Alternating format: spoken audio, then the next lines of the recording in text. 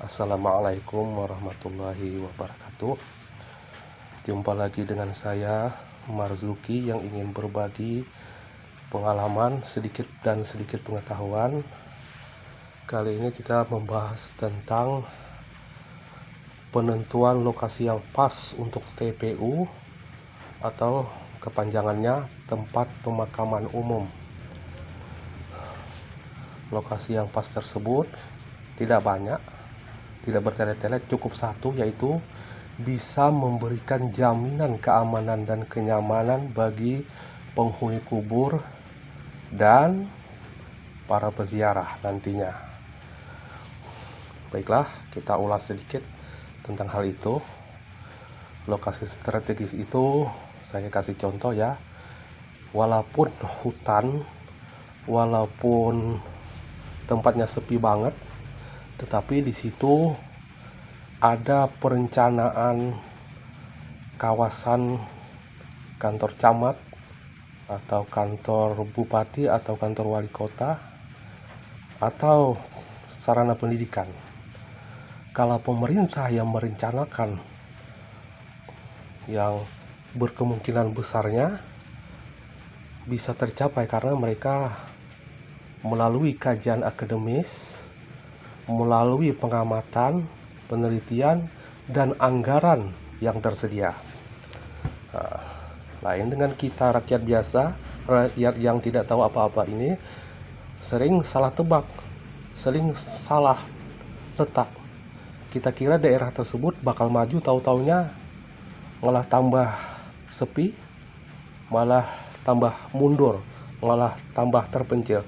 Karena kita tidak punya anggaran yang besar, tidak terperinci, dan tidak ada kajian akademis. Kita asal-asalan saja. Itu salah satu perbedaan rencana pembangunan oleh rakyat dan rencana pembangunan oleh pemerintah. Nah, kita kembali ke topik asal tadi, yaitu tentang lokasi strategis untuk tempat pemakaman umum. Kenapa daerah yang bakal dijadikan tempat pemakaman umum itu harus daerah yang berpotensi besar maju atau daerah yang sudah maju? Karena ini untuk memudahkan pengelolaan, pengawasan, dan bisa memberikan keamanan dan kenyamanan, baik itu penghuni kubur dalam tanda kutip almarhum. Saya kira tidak ada yang senang, jangankan sudah meninggal. Sebelum meninggal saja almarhum itu tidak senang kalau kuburannya dijadikan tempat meramal togel atau ritual syirik. Dan ini sering disalahpahami. Mereka yang melakukan ritual syirik atau salah satu bentuknya misalnya meramal togel, mereka mengira arwah atau almarhum si Kiai Anu atau Ustadz Anu atau siapalah misalnya, mereka mengira arwah itu yang memberikan firasat atau ramalan atau kesaktian. Padahal itu sangat jauh sekali, perkiraan mereka sangat meleset sekali. Kalau orang baik itu jangankan sesudah meninggal, waktu hidup saja dia tidak akan sembarangan. Bahkan dia tidak mau memberikan nomor togel atau kesaktian atau ilmu sesat lainnya. Boro-boro mau memberikan, marah mereka usir, mereka benci. Orang baik itu tidak akan jatuh ke lembah syirik. Mereka akan menjaga tauhid, menjaga akhlak, dan tidak sembarangan memberikan ilmu atau memberikan pelajaran, apalagi untuk kesesatan. Nah, itu sering disalahpahami. Dan kuburan-kuburan yang sepi, yang angker, itu umumnya jauh dari keramaian, dan itu dijadikan tempat musyrik.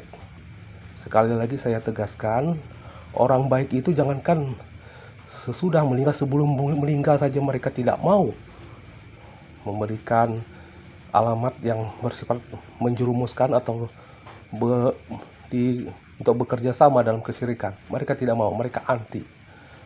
Nah, yang kedua, untuk menjaga agar kemungkinan hilangnya mayat di pekuburan umum tersebut mengecil, maka daerah untuk tempat pemakaman umum itu mestinya berpotensi besar atau berpeluang besar bisa maju atau padat penduduk di sekitar tersebut, karena ini ada hubungannya dengan keamanan. Kita sadari, kita tahu bersama bahwa Indonesia ini bukan negara maju. Tentunya pola pikir mistis, pola pikir kolot, cara berpikir orang-orang kuno yang penuh dengan okultisme itu masih banyak, dan itu cukup meresahkan. Apalagi yang dari pulau pesugihan itu masih kental, walaupun padat penduduk itu masih kental hal-hal tersebut. Dan pencurian mayat atau pembongkaran mayat oleh orang-orang yang tadi dikenal ini, walaupun tidak sesering dulu, tapi itu masih berlaku. Tidak di timur, di barat, tidak di utara, di selatan. Itu masih terjadi, karena saya sudah bilang Indonesia ini bukan negara maju.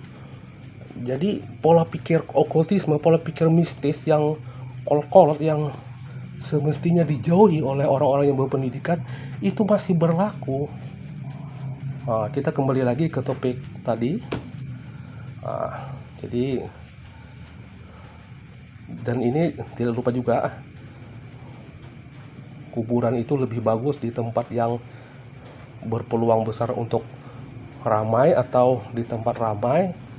Maksud saya TPU tersebut, TPU yang sudah ditentukan, baik itu sisi strategisnya, sisi untuk pengamanannya, kenyamanannya. Jadi kalau sudah aman, nyaman, itu para peziarah pun ya merasa tentram juga, walaupun berziarah sendirian, ya tidak merasa terancam, tidak merasa horor, karena kuburannya sudah aman, sudah nyaman. Coba misalnya kalau kuburannya di hutan atau di tempat yang jauh dari keramaian, jangankan sendirian, ziarah berdua bertiga saja mungkin mereka tidak berani, karena di daerah tersebut dianggap horor. Baiklah, itu saja pandangan saya. Saya tidak panjang lebar, karena ini pun saya cukup rumit membuatnya, karena saya bukan orang yang pandai-pandai amat. Baiklah, saya akhiri. Assalamualaikum warahmatullahi wabarakatuh.